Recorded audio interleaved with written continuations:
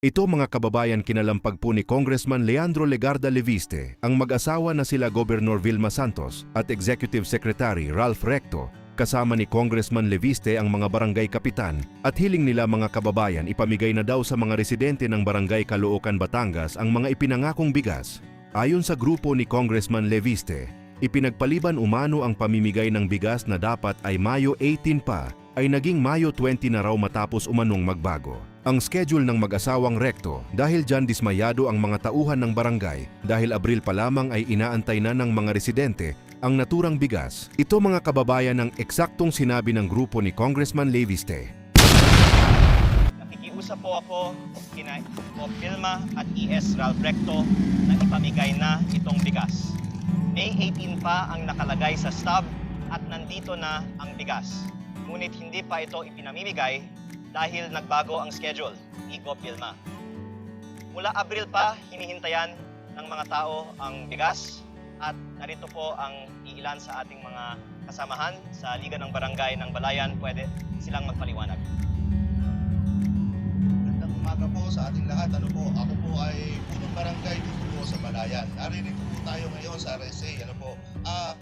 May 12 pa po nung dumating ang stub sa amin.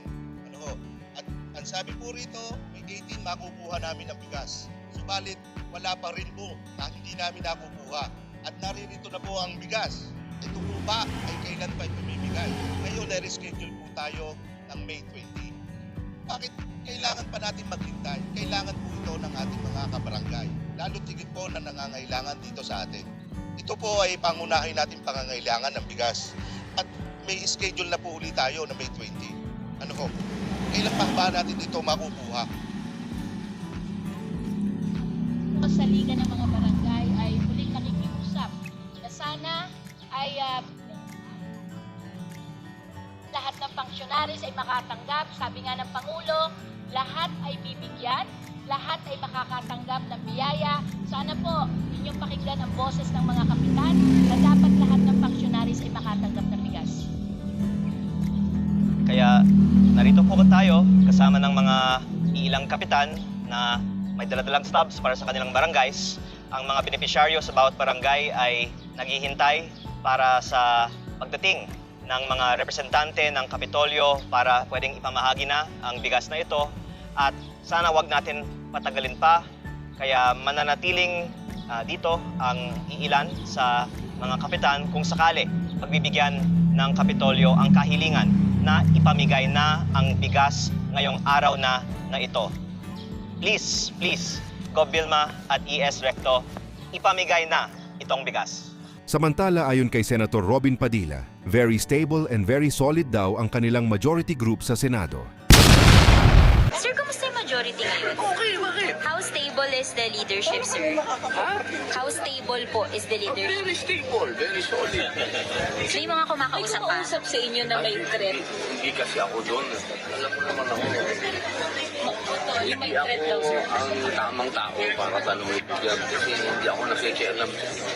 Pero sir, may kumausap sa inyo po, offering incentives or threats to join the minority. Hello, ma'am. Bukas na po tayo. Focus na daw. Ako, thank you, ma'am. Wala. Oo, wala. Hindi ako tamang kausap dito. Pero wala silang kumausap sa inyo. Wala, For the wala, record. wala. Ang kumakausap lang sa akin lagi, PDP. Kapag sinabi ng PDP na dito kami, dito kami. Any Kasi update? party man ako eh. Hindi naman ako suluwista. Any update on Senator Bato, sir? Naghain na siya kahapon ng reply niya dun sa Solgen. Yung attorney niya kausapin mo. Pero sir, Ang alam ko, wala na siya dito sa amin. Oo. pero sir, ngayon may hearing po. Siguro lahat ng legal, kasi yun naman ang hiningi namin sa resolusyon, di ba? Na lahat magawa ni Bato yung legal remedy. So, tama naman kung ano yung ginagawa ng abogado niya. Sir, sa Palasyo, nire-replay ngayon yung CCTV footage. Lumalabas, wala daw pong attack na nangyari sa your comment. Wala kasi ako doon eh. Hindi ko masasabi sa inyo kung ano yung nangyari nung gabing yun dahil nasa 5th floor ako. Wala ako sa 2nd floor. Nandun kami ni Bato sa 5th floor. Samantala, ito na mga kababayan ang matinding birada ni Mike Defensor. Ayon nga po sa kanyang post, bakit nagkakagulo sa Senado? Ano ba talaga ang issue? Hindi ito dahil sa impeachment, ang tunay na kinatatakutan ay ang Blue Ribbon Committee hearings. Dahil kapag nagsimula ang mga pagdinig sa bagong liderato, mabubuksan ang mga tanong na matagal nang gustong masagot ng taong bayan. Sino ang dapat kasuhan? Sino ang nakinabang? At sino ang nasa likod ng malawak at umano'y organisadong korupsyon? Malalaman kung sino ang magnanakaw at malalaman kung saan napunta ang ninakaw na pondo ng bayan perang galing sa buwis na pinaghirapan ng bawat Pilipino. Anya dapat ipatawag sila Zaldico, Martin Romualdez, E.S. Lucas Bersamin, Yusek Adrian Bersamin, User Traigve Olivar, Mark Texe, Paul Estrada, Secretary Mina Pangandaman, Sergeant Orly Gutesa, Brave 18 Soldiers, Yusek Bernardo, Engineer Alcantara at mga contractors, at marami pang iba. Kaya ngayon sa bagong liderato ng Senado mga kababayan, ay malaki ang pag-asa na magkakaroon ng malawakang investigasyon sa flood control. At yan po ang inaabangan nating lahat.